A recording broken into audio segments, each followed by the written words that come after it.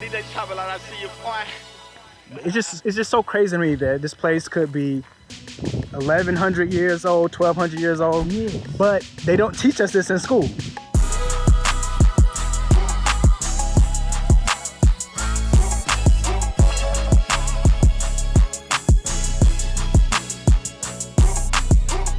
For content on Africa and the diaspora's history, culture, and travels, subscribe to the channel and hit that bell notification and that like button so this content can be suggested to more people. And if you want to support Travel and Truth, you can do so by buying the Travel and Truth merchandise or donating in the links below.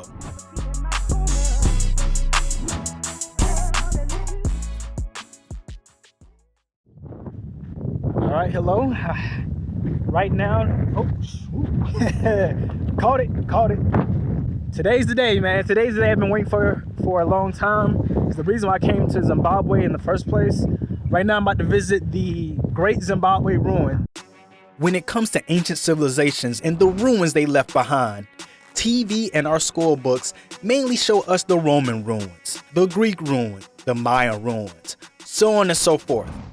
But when it comes to Africa, not much is shown outside of Egypt. And the truth is, there are many ancient ruins and cities left behind by our ancestors that you can still visit until this day. And today, I'm visiting the Great Zimbabwe ruins, which was a gigantic stone city built by the Kingdom of Zimbabwe. The Kingdom of Zimbabwe was a black empire that spans back over 1,200 years ago. This empire was ruled by powerful and wealthy black kings and queens that built their empire's fortune by becoming a global trading hub for gold. They traded gold from the Swahili coast of Africa all the way to the Middle East, India, and China. This empire lasted for over 500 years, and they ruled a territory that stretches to present-day Zimbabwe, Mozambique, Botswana, Zambia, and South Africa. Great Zimbabwe was the capital of this kingdom, and the ruins of this city are the second largest ancient ruins in Africa behind the Great Pyramids of Egypt. So right now I'm walking. It's kind of a bit of a walk from the lodge I was staying at. There's like no signs to tell you where you need to be going. Yeah. My man just told me he's been working here for years, and I am one of the first, if not the first, black American he's seen. Yeah. We gotta do better, man. We gotta do better. Sure. Are you my guide? Yeah. No. Huh. So from now, you just walk inside, then you see Stephen, the one who produced so many, especially historical history of this site. Okay. Right. Yes. Stephen's the man. Yeah. I appreciate it, man. Appreciate it. Right. Yeah. So right now I'm walking. These guys have told me to go holler at Stephen. Some guy named Stephen. He's gonna be my tour guide. They said Stephen is the man. So we're gonna see who this Stephen guy is, man.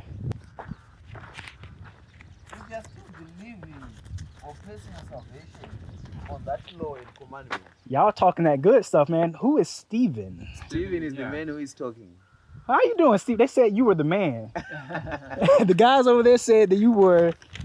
Do I give this to you, or I'm not sure what I do? Yeah, man.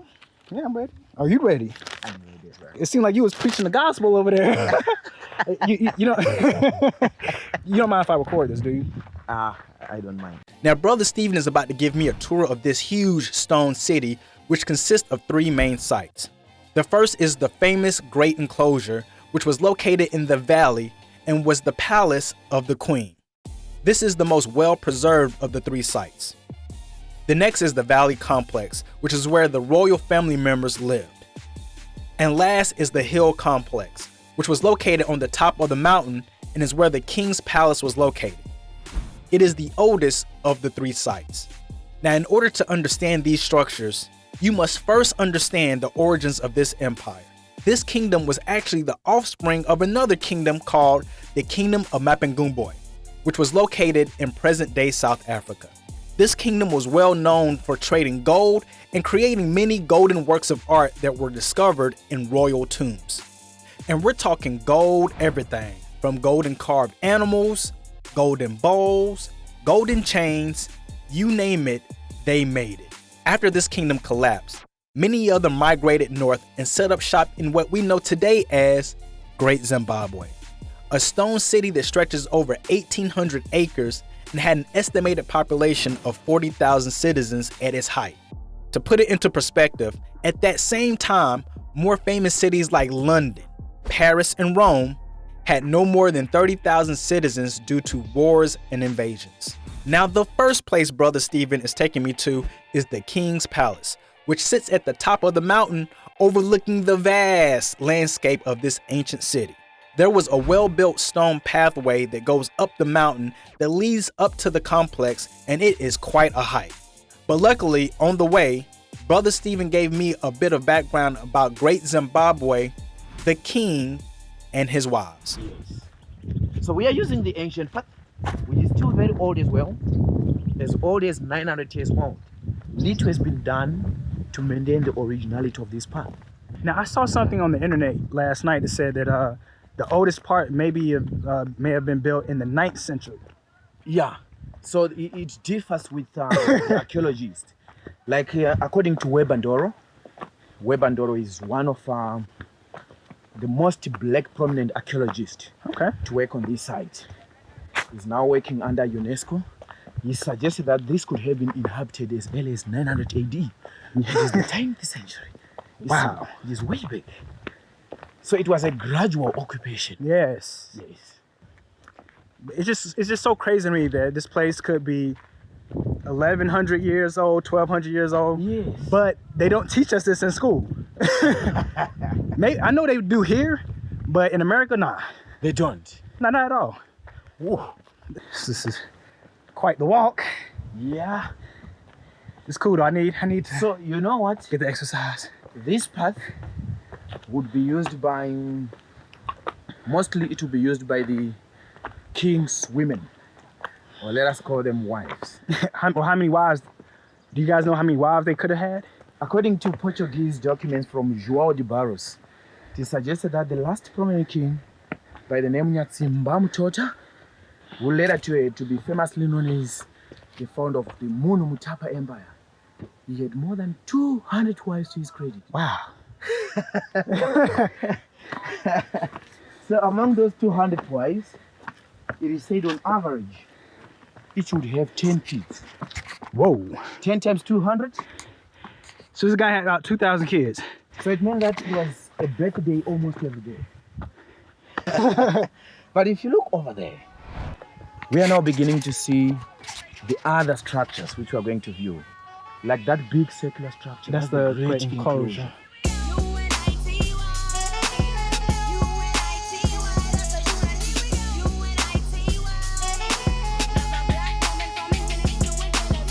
It stands around 255 meters long in circumference, Okay. 11 meters up, 5 to 6 meters wide, and not less than 1 million stone blocks were only used to build the outer wall only. Wow. So because of that, it is regarded as the biggest single pre-colonial structure in sub-Saharan Africa. Thus comparable to the other ancient civilization structures in the world like the Great Wall of China, the pyramids of Egypt, Macchu Picchu in South America, Peru, Yeah. and then that one. Wow. So it's very massive and very legendary. And the Great Enclosure, that was to protect who? The queen, the chief wife's houses. The 200 women. The chief wife, So he- senior one. Oh, so so he had one main chick. One main chick. Yeah. And then the other 199 were. The others Side were all pieces. for love. Yes. That made my day. And so the king lived up here though. Yes. So he made his wives come up here every day, Daily, or if not hourly. what? Bringing food for the king. Oh, so his wives took care of him. Yes. So he didn't have servants or nothing like that. It was his wives. No. The wives were the servants. Okay. So the queen then was more or less is the reputable and honored wife. And then Okay. all the ones who would be married after her would like assist him. Oh wow. Yes. Okay. So in Shona we call them Varongo. It is more like a maid. So we are getting bit by bit to the top. We're not. We're almost there, right? Yeah. Okay. In 2 minutes time, Zimbabwean time will be there. Okay. Zimbabwe time.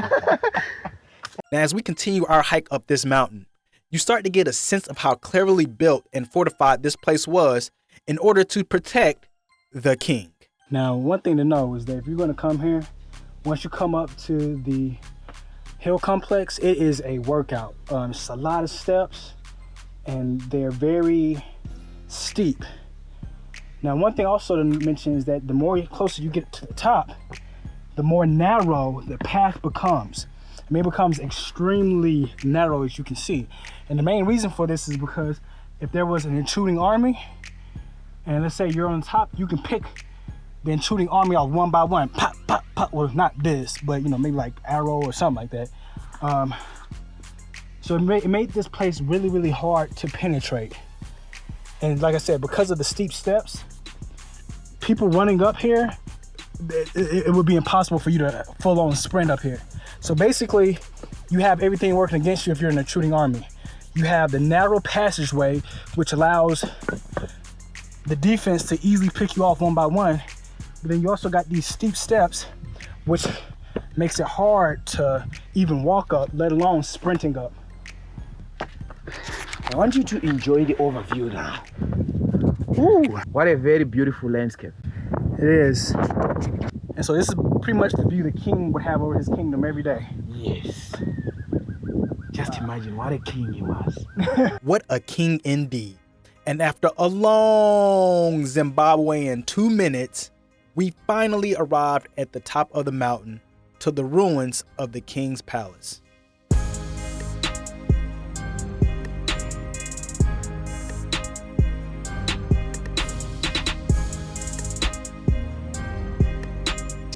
You see, you mind the head on here? Oh, yeah, thank you, because I was sure about to hit that. The lowliness of the entrance is still very original though. So the entrance then was done lowly in the ancient manner. Why? Deliberately to force every intruder to bow down. Oh. As a sign of allegiance and respect to the king. And it is even more difficult for one to fight back when you're bowed down. Yes. You see, so that was actually a defense gimmick as well. Okay. So the hill complex is partitioned into two sides. We have the western side, which we refer as the Western Enclosure, as well as the Eastern Enclosure. In 1891, the ground height was found to be living on that level by the British South Africa Company. That was as a result of the tenets or the culture which the Shona people had adopted. After the death of each king, they would destroy the old houses, Really? cover its floors with soil, which they would fell from the foot of the hill, and build a new one on top. Because it was regarded as a taboo To live in. for the new king to use the old houses of the old king. That was the same reason why they didn't build a complex housing structure. So they would build it using some wooden poles, tufted grass, because they knew that the king is going to die. So eventually they got to burn it anyway. They got to destroy it anyway. So might as well make it easy. Yes, easy. The people of the Kingdom of Zimbabwe are actually the ancestors of the present-day Shona people, who live in the southern parts of Africa. In Shona culture, they believe that if a king lived in the palace of the last king, he could potentially inherit the bad traits and spirits of that last king. So in order to prevent that, they built the king's houses out of wood. So when the king croaked, they could easily burn his house down and build the new king's houses on top and start off the new king's era fresh. Each time they did this, they would build the new king's house on a new layer of foundation. New king, new palace, new foundation, repeat process. So in order to count the number of kings of this empire, you simply count the number of foundations. So, second king, third king, fourth king, fifth king, sixth king, going up to the top. Are you seeing the other layers? Okay, now I fully understand now. 19... So it's like, you ever see a tree, they can tell how old a tree is by like the rings? Exactly. So this is like one king, second king, third king, fourth. Yes. That's crazy. And radiocarbon dating is Holy also moly. given different dates on these layers. Wow. And what's the oldest? Oldest is this one. Oh, On the shelter. This outlook is very, very old. One of the oldest flows at Great Zimbabwe. It has been interpreted as a kitchen because you can see the circular structure. That's the fireplace. I see. This right bench, that's the bench. So this is about 1,000 years old. Exactly. So it was actually exposed through the digging. Wow. You can see still the other stratification. The floors going up. I would have just loved to see what it looked like, but they were destroyed. Yes. And this is the area you were saying was destroyed when Europeans were looking for gold. Exactly. Yeah. They destroyed as well. Like as they were digging upon this surface, they found a number of fossils. So they were taking the precious ones, the precious fossils, and then throwing away and discarding the inferior ones, according to them. Wow. Most of Great Zimbabwe's buildings and structures were destroyed by Europeans digging for gold. They found some gold, but they also found many ancient artifacts from around the world which provided evidence that this civilization was part of a global trading network. They found ancient copper coins, glass beads, and plates from the Middle East, India, and China, some dating back to 1,000 years ago. They also found artifacts of the kingdom itself. They found golden phallic symbols, golden nails, and golden surgical knives. A lot of these artifacts are in the museum in Great Zimbabwe, along with the most famous of the artifacts, the 8 soapstone carved birds. In the hill complex, they discovered 8 large sculptures of birds, which held an important symbolic role in Zimbabwe 1,000 years ago. Scholars believe these birds were used to symbolize royal dynasties, or they were religious symbols, much how the dove is symbolic in Christianity. They found these birds on the hill complex near a natural rock formation that is coincidentally in the shape of a bird. So this is actually the impression of that carved bird, which appears on our nation's flag. So if you look on this drawing closely, and then look up on that border, you can see a very close copy. Have you seen that? Yes. So that was naturally done. That right there, yeah. Yes, that was naturally done by the falling down of this rock here. The area where the soapstone birds were found was an area that was used for worshiping. Now, when the media depicts the ancient religions of Africa before colonization, they conjure up images of devilish and pagan worshiping. But a lot of this simply isn't true, especially for the ancient Zimbabweans, so Brother Stephen would explain to me. So they believed in one God, but they never believed that a physical person can directly communicate with that God, which they believed was a spiritual. So they believed that if you die, you would get into the spiritual form. That can enhance you to communicate with that God on behalf of your other relatives. So such a spiritual form, we call that Mudzimu or Mulimo in Ndebele. Okay. The king's palace is like one big maze of stone masonry. The stones of Great Zimbabwe are carefully carved and placed together without using mortar, cement, or glue. And now that I think about it, this place reminded me eerily of another stone city almost halfway around the world. And now we are now about to descend, but we're going to use another path, Okay. the modern path. Geez, there's so much to this complex. In all honesty, when I was looking online, I didn't know this complex was this big. Because the only thing I really saw was the Great Enclosure. Great Enclosure. Those are the main pictures I saw. I didn't know. This looks very similar to Macchu Picchu, by the way. Sure. It feels very similar. Have you been there? Yes. Wow. Man, this junk is small. Ugh. Stephen is now leading me down the hill to visit the Queen's Palace, aka the Great Enclosure.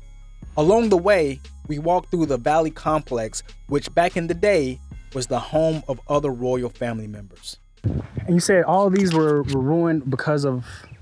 One, biological cause like the growth of trees. Secondly, hugely to fortune hunting activities. Okay. So they were being ransacked by the plunderers looking for gold. And is this the Great Enclosure? The Great Enclosure. Okay. Goodness grief. All right, now, no, sorry if I'm asking this again. I know the queen stayed there, but the other wives, they stayed there as well? The other wives, are you seeing these smaller structures? Yeah, oh. The spacious, the smaller enclosures where you'd find more houses in there. Oh, so respectively for each wife. that was really, that whole big area, the enclosure was, wife. wow. Wow. It shows how honored she was. I love how, you know, it's funny, like, I don't know, I'm out of words right now, I'm out of words. I mean, this is amazing. You know, it's just so amazing to me because for the past few years, all I've done is see pictures of the Great Enclosure, and I never would have thought it was for the queen alone. Because they don't say that online. Only for the first one.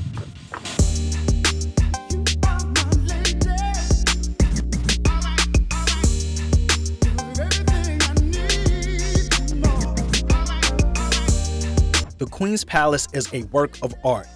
Walls that were 36 feet tall and 17 feet thick. And as Stephen said earlier, just the outer wall alone took over 1 million carved stones to build.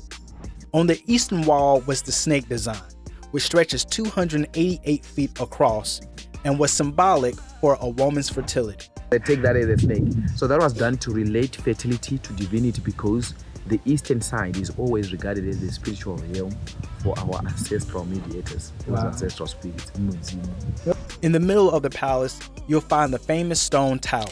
This conical tower is 30 feet tall and 18 feet in diameter and was constructed between two walls. There's tons of sections and rooms in the Queen's Palace.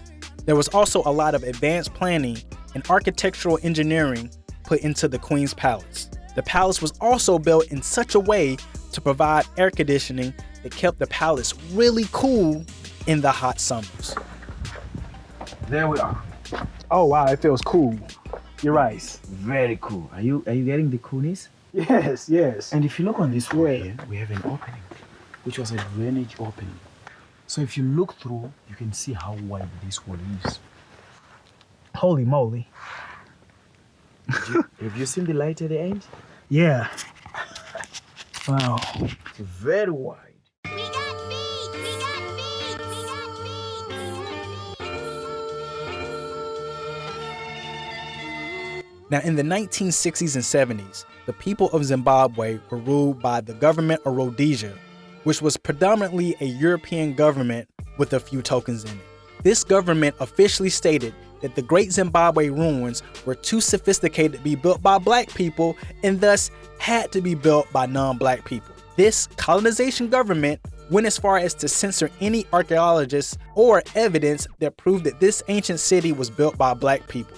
And they even came up with their own theories. Such theories included stating that this city was built by Phoenicians, Arabs, or maybe a Semitic race. And when all of their theories were proven wrong, they even said that maybe aliens helped build Great Zimbabwe. Now, after this colonization government fell, it soon came to light that indeed, this ancient city was built by the ancestors of the Shona people. Now, as Brother Stephen continues to show me the palace, he starts to tell me more about the palace, the queen, and the important role she played in this ancient society. Monument. Yes. Which is that conical tower has been a subject of controversy as to why it was built. Fortune hunters, when they came, they thought that this could have been hollow, contained treasure. But later they failed to find any treasure and discovered that it is totally solid and full of stones. Archaeologists finding so, they thought that this could have been a phallic figurine because they found a number of phallic figurines. So they thought that this could be a giant phallic figurine to depict male dominance of that society. The Queen's Palace was used for a lot of special events and ceremonies that played an important role in this ancient society. This Queen's Palace was also used for giving lessons to the women in society who were about to step into adulthood. Now, as we conclude our tour, Brother Stephen explains to me in hilarious fashion the reasons the empire collapsed, which reminded me of a certain Disney movie. I don't get it though. If this place was, I mean, because to me they picked a really good location, and it seems like they put a lot into it to make sure it's easily they can defend it. How did it become so abandoned? I know you mentioned that it became overpopulated, but if you built a good thing, why give it up? Right. was more often of civil wars that would erupt after the death of each king. More often, the succession would be to the king's brother or to the king's firstborn son. So there was the challenge. The king's brother would say, no, you are my son. You cannot take over this throne. You see, I am the one. So it was a lot of like... The son would say, but you are my father, but my real father said, why are you saying the real father? I am your real father as well. Why should you be saying that? No, but my father said, I'm the one that time was supposed to take this throne. Yeah, the heir apparent. You see? So they were there start to fight. and there were like assassinations. Exactly. Yeah. The other people would take side with the son. The others would take side with the brother. Oh, so okay. those tactics, political strategies, weakened these empires. Outside of political instability, other theories for the empire's decline were due to a decline in trading, exhaustion of gold mines, famines, or overpopulation. By the 1500s, Great Zimbabwe was completely abandoned, and many of its citizens left the city and went to create their own kingdoms all throughout southern Africa. Great Zimbabwe and its successive kingdoms left over 200 ancient stone structures, monuments, and cities scattered all around southern Africa, and many of the ruins are still in existence until this day. The Kingdom of Zimbabwe and its ruins are an important symbol of achievement for Black people worldwide. It stands as proof that Black people had sophisticated and wealthy societies before colonization and slavery. The legacy and the impact of this kingdom is still ever so present in Africa today. In Shona language, the word Zimbabwe means house of stones. During colonization, this country was called Rhodesia. When the people gained their independence from the British, the African leaders decided to name this country Zimbabwe, as a way to honor and show respect to this once great Black empire. Even if you look at the present-day flag of the country of Zimbabwe, you'll see the famous soapstone carved bird from the kingdom. And on Zimbabwe's currency is the famous conical tower from the Queen's Palace. And many important buildings in Zimbabwe take on the shape of the conical tower from the Queen's Palace as well. So that's Great Zimbabwe for you. And those are the three main places. All right, so I just got done with my tour for the Great Zimbabwe ruins. If you come here, first off, it's one of the best experiences you'll see, because not only is it a great ruins, but it's of our people. Another thing is, my man Steven has been a great guy, man. He's been able to tell me so much about the ruins that I could not read online. I would say I did at least 2 weeks worth of research before I got here, and 90% of stuff he said I had never read anywhere. So when you come here, holler at my man Steven, man. Hello, DJ. That was a very great convo with you. Yes, man, yes. Yes, please call again. Tell them to come back. Come to Great Zimbabwe. Come to Great Zimbabwe. Yes, the hub of South Central Africa. Yes, exactly, man. Appreciate everything, man. Good. All right, I'm gonna be back here in 2 hours. I don't know if I'm gonna see you, but I'm just gonna take pictures and then. No problem with that. Yes. Keep your ticket. Yes, I will. Is your problem. All right, man. Thanks for everything, man. Appreciate it 100 times. You're welcome, DJ. I'm dehydrated, but listen, man. Let me be what you heard, man. Africa is amazing. The people here, the history is ridiculous. Everyone is so cool, man. I mean, I'm not gonna say everyone. I would say 90% of the people. It's like any other city you go to. You're gonna have some good people there. You're gonna have occasionally some trifling folk there. And the same thing with Africa, man. Like most of the people, 90% of the people I've run across have been so genuine, so kind-hearted, so loving, caring, making sure that we all good, man. And then you come to places like this and you're just like, wow. You know, this junk is crazy. I mean, I'm more so amazed. Number one, I'm shocked that in my history books in school, they never talked about this. I'm very amazed at that. The other thing I'm amazed at is just how big the complex is. For it to be so massive, I'm just surprised that it's not considered one of the great wonders of the world, you know? Like, I've been to Macchu Picchu. I've been to all these different structures all around the world, and this is equally as amazing. Thank you for watching this video. Don't forget to subscribe to the channel and hit that like button. And make sure you check out the latest Travel and Truth videos and playlists on the history and culture of Black people worldwide. On the next several videos, I visit Kami Ruins, a stone city built by one of the offspring kingdoms of Great Zimbabwe. And then I hop on a plane and travel to Ethiopia, one of the most culturally rich countries on this planet, and a country filled with great African history.